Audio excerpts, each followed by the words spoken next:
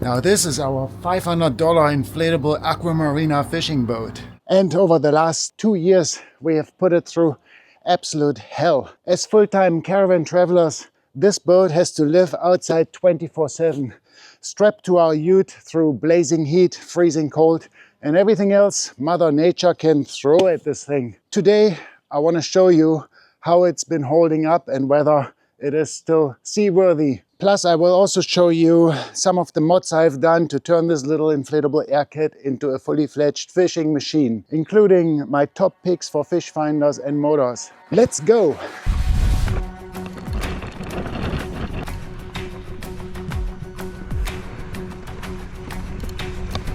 So in today's video I thought I'd give you a little bit of an update on the Aqua Marina fishing boat. We made a video, a full review of this boat 2 years ago when I bought it, and this video got quite a lot of views, so lots of you guys are interested in that boat because it's a very cheap budget fishing boat.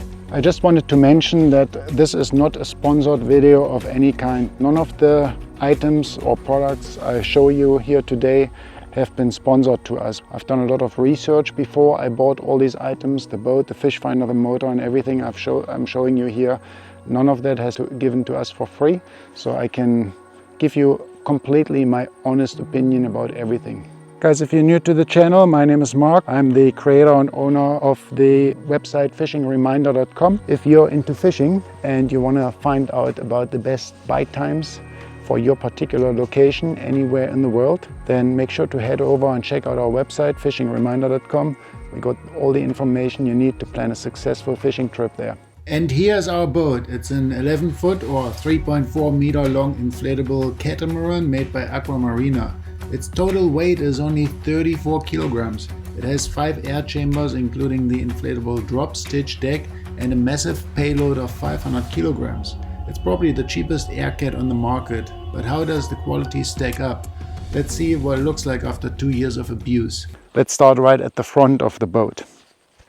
One of the issues we had right from the start, as soon as we picked it up from the shop, was that it was leaking a little bit here around the seam on the front of that inflatable drop stitch bottom.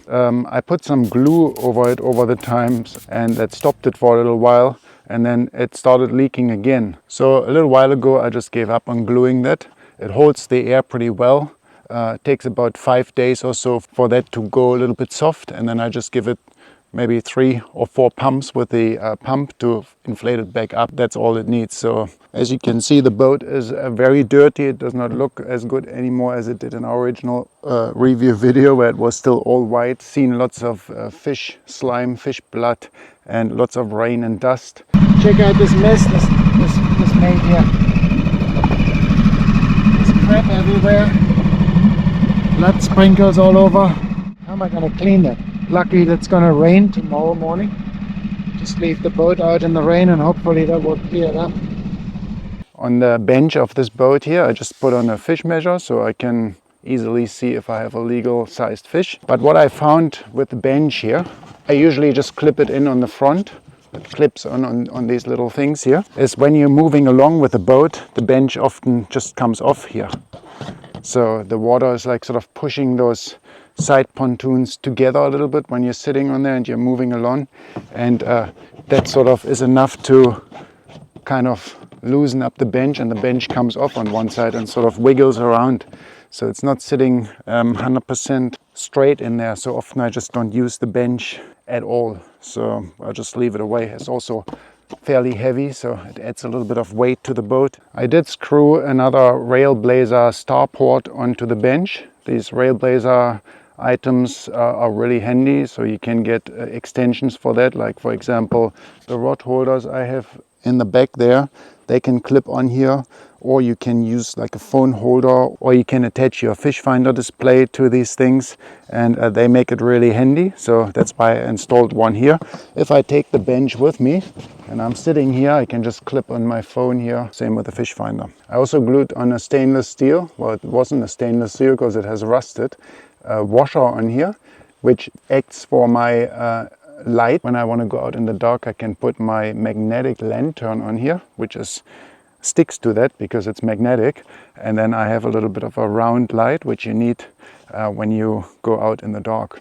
Now with these inflatable boats, using those for fishing, lots of people are worried about punctures, right?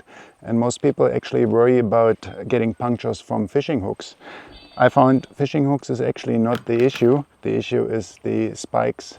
When you catch spiky fish like snapper, for example, these spikes, if you don't handle the fish or if they slip out of your hand, they can cause punctures. And as you can see here, I've had a couple of punctures, which I patched up with a bit of glue and some of the patch material that came with the boat, and that holds pretty good. I got a bigger one on the side where a snapper fell over the side of the boat. I had to patch it up a few times. Now when you get a puncture from a fish spine, it doesn't mean your boat deflates straight away. It deflates really slowly, and you'll only notice it after a couple of hours when you come back or so. And to find those little holes, you need to use a little bit of soapy water and spray it along, and then you can see the bubbles coming up to identify the holes. But it's not really a big issue, really easy to fix. PVC glue and the patch material, off you go. Now one of my worries has always been the transom, because the transom is glued onto those pontoons here on the side, right? And it's always sitting out in the sun, like the heavy UV radiation that we're getting here in New Zealand, and the really hot, like 35, 40 degrees. When this is all heating up, glue usually doesn't last that long. So my worry is always that maybe the transom is going to fall off at some stage. But so far, after 2 years and all this abuse that I've put this boat through, everything is still holding in place really good. So yeah, the transom sits really good and solid in there. And I dragged this boat over on the wheels that I have attached on the back over pretty heavy terrain with the motor on, so there's often lots of strain on that transom, and it's still holding up quite well. I have also drilled holes through the transom to attach my wheels, and I haven't sealed these holes up in any particular special way or anything. So even with this boat sitting out in the rain and being wet most of the time, the plywood of that transom has not deteriorated or has gotten soft or anything. Those are the wheels that I'm using. Those are Railblazer wheels, Railblazer dinghy wheels, and they are the best ones I have found. They are very large, so you can drag this boat with those longer wheels over all sorts of terrain without the pontoons hitting the bottom. If you use just standard little dinghy wheels, that doesn't seem to work. You can only use them maybe on a concrete boat ramp, but not on a terrain like we have here. So that works really good over beaches, rocks, mud and whatnot. Once you're in the water, you just reach over the transom and lift up those wheels, and then they'll be out of the water while you're boating along, and there's still enough space for the outboard to be moved around here. So yeah, really cool wheels. Now the way I mounted my fishing rod holders, I have 2 of them. So I just installed another Railblazer starport. This one is called a side port, so you can screw it in from the side. There's usually a little locking pin, plastic locking pin, but that has worn out. So I just used a little bit of chain to make sure it's not gonna fall off or that I'm not gonna lose it. So these rod holders, they are quite adjustable. You can easily adjust the angle up and down. You can also, once you pull them out, you can also adjust how it swivels, right? You can have different adjustments whichever way you want to have your rod sticking out here. So these ones are really good. I really like my Railblazer rod holders. Outside of my transom here, I have installed another Railblazer starport here. And this is for my fish finder, which I'm going to show you in a moment. Now in terms of valves for inflation and deflation, I've never had any trouble with them so far. Despite the heat and all that, the glue is still holding quite well with those valves. They haven't leaked at all. Let's have a quick look underneath the boat. Now as you can see, the boat has rubber protection strips underneath here. It's also got some bumper things here. If you bump into like another boat or into the jetty or whatever, to protect this. But then we also got these rubber protection strips along the side and along the bottom. So when you drag it over some sandy bottom or whatever, this will protect the pontoon from being damaged. As you can see here on the pontoon, we got a couple of scratches in here, but they're really only on the surface. Most of the scratches or possible damage gets blocked by these rubber strips when you drag it along somewhere. Every now and then you get a little bit here, but the pontoons look still very, very good, to be honest. I cannot see any visible damage or anything that needs to be looked at or fixed. And I've used it in very, very tough terrain, even over oyster beds and whatnot, when I launched it and retrieved it. So pretty happy with that, to be honest. Also the bottom material that holds the drop stitch bottom from the outside hasn't got any visible damage so far. Just a bit of dirt and a few scratches every now and then, but nothing that would let any water. This part here of the transom where you screw it onto looks a little bit rubbishy now. It is just some general corrosion from the salt water and all that, but it hasn't sort of gotten any damage. Now I had to replace one pedal, and that was just because I was stupid and I lost the pedal while I was riding the boat. I forgot to put that little screw on, sitting like this only, without the screw. And while I was motoring along, somehow this must have come off, hit the water and pulled the whole pedal out.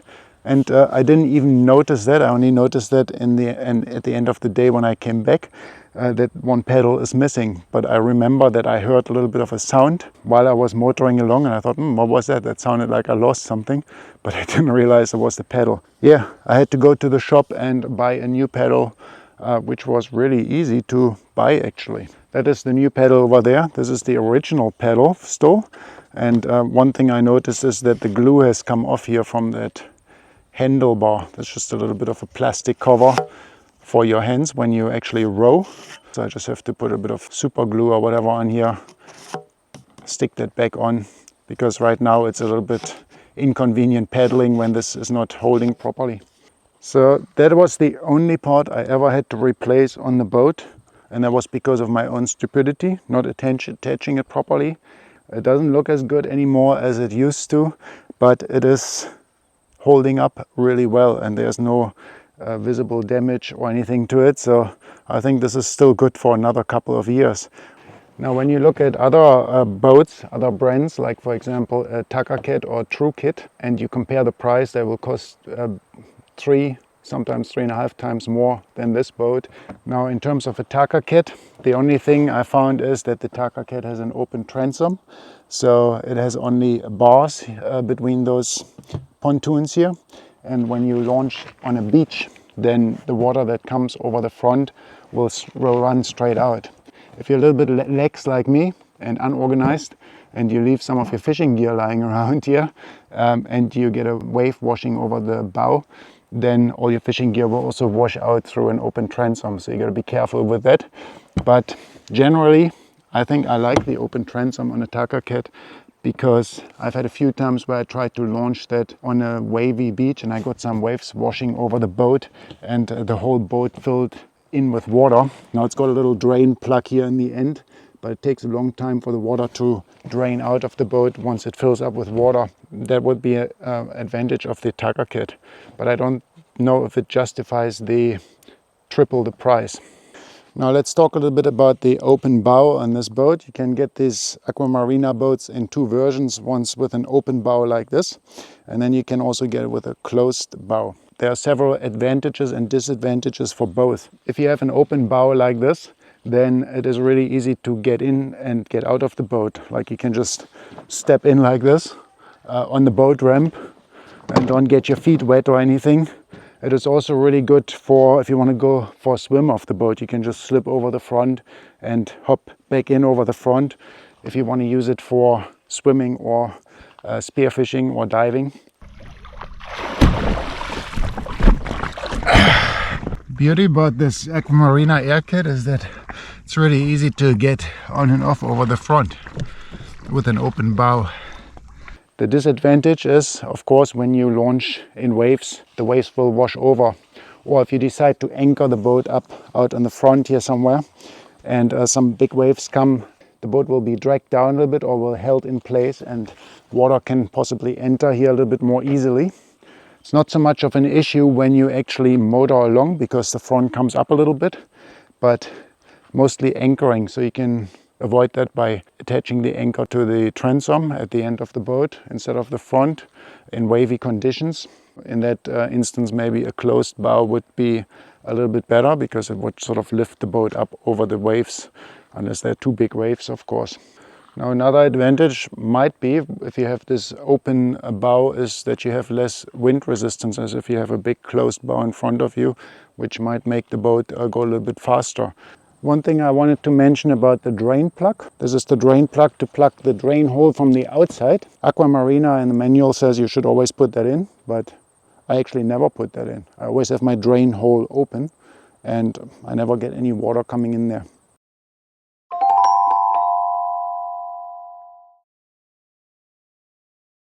All right, everybody, here's my motor. That's the 6-horse 4-stroke Suzuki motor. I've been quite happy with that. And it's got also an internal 1-liter tank. I just use a caravan to hold those together so they don't come loose while I'm riding on the water, potentially leading to the motor jumping off the transom, right? Another advantage of using a lightweight 6-horsepower motor is that you don't put so much strain on the transom when you move the boat over dry land, because there's quite a bit of a heavy weight sitting on the transom, right? And if you got like 40 kilos or 50 kilos sitting here instead of the 22 kilos of that motor, it probably puts a little bit too much stress on here. I'm not so sure, but I prefer that size of motor. Because the whole point of having this Aqua Marina boat is to have a portable boat, right? Now, sometimes I wish I had a bigger motor. If we are using the boat, the two of us, with 2 people, you can't really get it on a plane with a 6-horsepower engine. But you don't always have to plane, right? You can just go a little bit slower. Now, for fuel, I use 2 different systems depending what I want to do. I've got an external fuel tank which you can plug into the motor just with that connection cable. That's a 10-liter fuel tank. If that's full, it adds another 10 kgs to your boat, right? So it makes it quite heavy. It's also a bit of a hassle when you want to drag the boat up and down to the beach with that extra 10 kilos in there. So if I don't plan to do long trips, long days, let's say I'm on a lake like we're here right now and I just want to troll some lures around for an hour or so, I fill this up with 1 liter of fuel, and then I just take another, just a small 1 liter fuel bottle with me, put some fuel in there and just keep that as a spare. So should I run out of fuel, I can still refill 1 more and come back where I came from. So that way you can save a lot of weight on the boat, make it much lighter, much easier to launch, much more portable. This external fuel tank is good for sea fishing or when you want to do longer trips, right? You want to go like 10 kilometers or something to go to your destination, then I use that one. Now the motor here has this attachment point for the external fuel tank, and that's where the hose from the tank just plugs in. Then you run on the external fuel tank rather than on the internal fuel tank. Really easy. Even more portable solution that I recently came up with. I installed an electric motor instead of the Suzuki motor for shorter trips, short trolling on lakes or a bit of inshore fishing, which I think is really cool. So I'll show you quickly what I did there. Let's take off the Suzuki motor again. So this is really good for longer trips, but it's, you know, heavy, takes a little while to set up and uses fuel. Alright guys, so I made up a little trolling motor out of my Vakita motor that I had for my paddleboard. This here is the Vakita motor, and if you want to see an in-depth review about this motor, check out the link. I'll put that up there as well and in the description. We made an in-depth review. This motor only comes with this bracket, and that attaches directly to your paddleboard or inflatable kayaks. They have those little fin brackets on the bottom, and this slides right in there, and then you can use it with those. It also has its own battery, which is a 24-volt battery. So it's not a 12-volt system, it's a 24-volt system, which means it has a lot more power than those 12-volt trolling motors and runs a lot faster. And then you got like this thing that normally goes around your arm, like a wristband, and this is how you control the speed of the motor. It connects to the battery via Bluetooth. Now I've been trying to figure out how I can use this with my boat, because often I just don't want to use the heavy petrol motor if I want to go short distances. So I got myself a PVC pipe and an elbow connector from the hardware store, a bit of a plastic sheet here. It's actually a plastic cutting board that I cut into shape, so I can connect this bracket that came with the Vakita on one side to the plastic tube. And then I could make myself a little bit of a transom adapter here. And this is my handlebar for steering. I just clip that in like so. So now I can use that as a bracket for trolling. So replace my motor with that. So I just use a simple C-clamp here. Use that as a transom bracket, so I can attach this adapter straight to my transom like so. I used to have two C-clamps attached here, but I found that one C-clamp is actually enough to hold this in place properly, because it doesn't have that much power, right? And now I can use my electric motor just like I would use my petrol motor. And it's so much easier, guys, because all I need to do is attach the power end of the motor to the battery here, turn the battery on, turn on my little controller here, which I now don't attach to my wrist but to the controller arm here. And now we're ready to go. And it's so lightweight and it doesn't use any petrol. We don't need that anymore. It's super quiet. If I use this at full speed, it lasts for about 1 hour at full speed, and it gives me maybe 5 to 6 kilometers per hour speed. If I use that at half speed, I can go for about 4 hours or so with one battery load, and I go at about maybe 3 to 4 kilometers per hour, which is the perfect speed for trolling. So I really like this setup. It's perfect. I've designed it in a way that if I want to go on longer trips, I can actually use that alongside my petrol motor. So I can clip that onto this side here. Now imagine the petrol motor, the Suzuki motor, is still attached here. I can use my Suzuki motor to go some distance to if the fishing spot or the place I want to sort of muck around and troll a little bit is further away. I use my petrol motor. When I arrive, I just lift my motor up out of the water, and then I attach this, and now I can just troll with my electric motor, making no noise at all, not scaring any fish away. I'm really happy with that. And of course, you don't have to use the Vakita motor for that. You can use any trolling motor. If this ever breaks for me, then I would probably get myself a Bixby motor, which is very similar to the Vakita motor. Bixby comes also with its own battery. It's a little bit more expensive than a water snake trolling motor, for example. But it comes with all sorts of different brackets, so you can use it with your kayak, with your boat, with all sorts of different things. And I like the portability of these kind of motors. I have to make up a different bracket actually, where I can, same like the other motor, where I can lift it out of the water. So if I move it into the water, I have to take it off, the whole thing. Once I'm in the deeper water, then I can only attach it here. So with a little bit of a tilting bracket, that would be much better. Now having an electric motor, lots of advantages, guys. First of all, you can charge it, like I said, we're traveling full time, so I can charge the battery on sunny days with our solar, and I don't have to use any petrol for that at all. The other advantage is it weighs nothing compared to the Suzuki motor. I don't need any extra fuel or anything, and the battery and the motor together is super lightweight. With this already very lightweight boat, pushes the boat across the water really easily.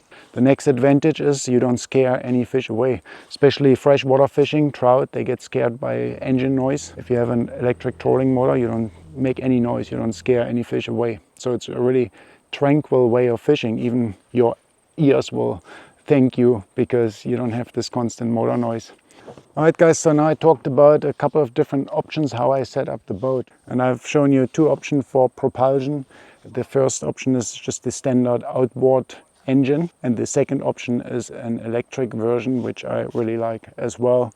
So yeah, lots of different ways you can set up this boat for fishing, whatever suits you best. I switch between those different options depending on what I want to do.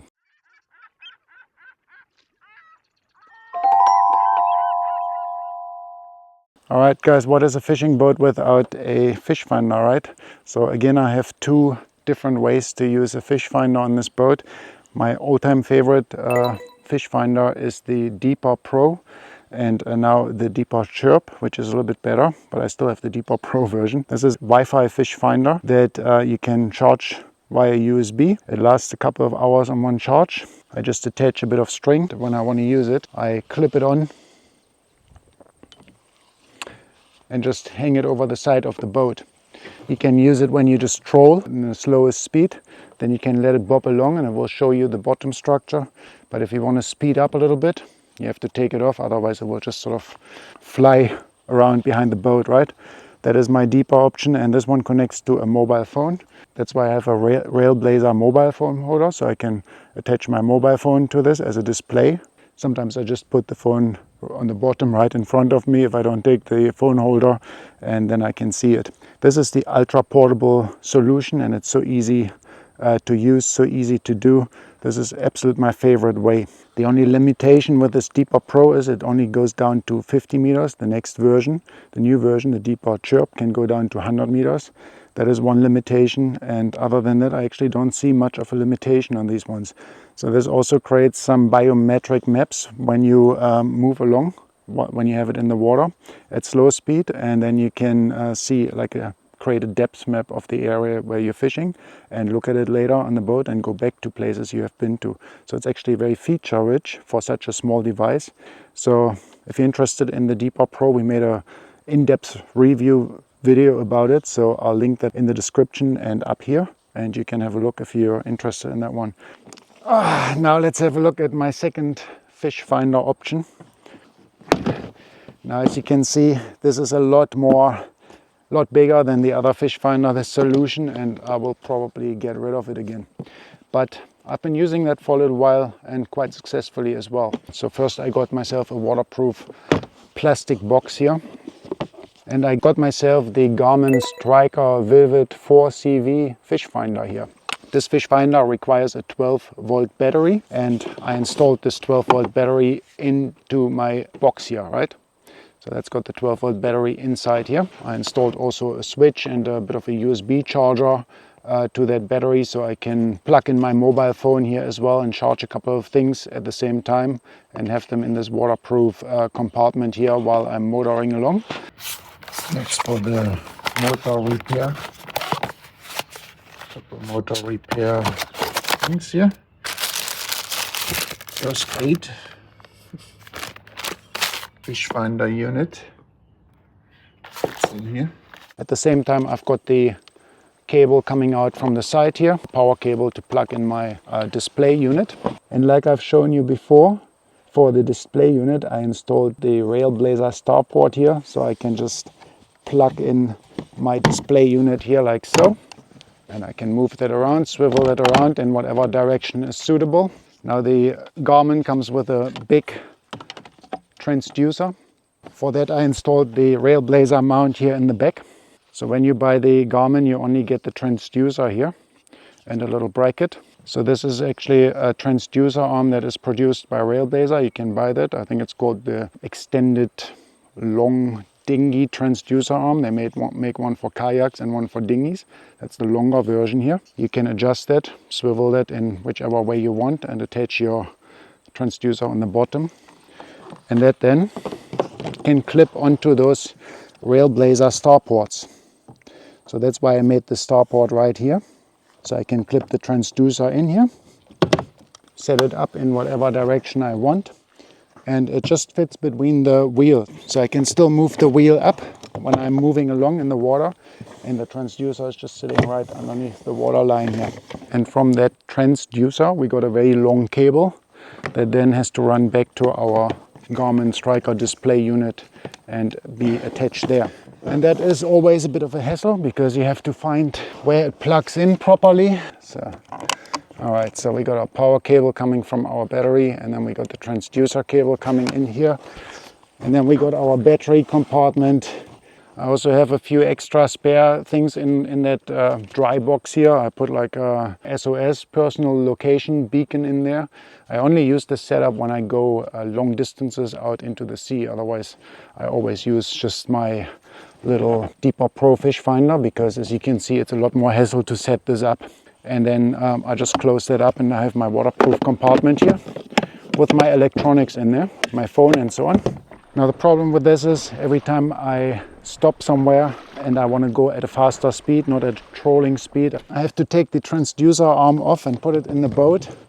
Then I can crank up the engine and go with a bit of speed to my next fishing location. Once I stop, I have to clip it back in. That's another point of hassle compared to my Deeper Pro, which doesn't take any setup time at all. And all I need to do is, when I want to go at speed, just put it back into the boat, go, and when I want to use it, just chuck it out over the side again. So what would you prefer? Which type of fish finder?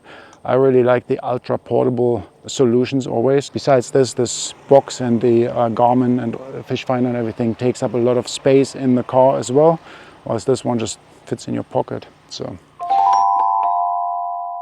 all right, now the fishing gear for all my lures and tours, I just use an old plain old tackle bag. Then I usually take 2 rods with me.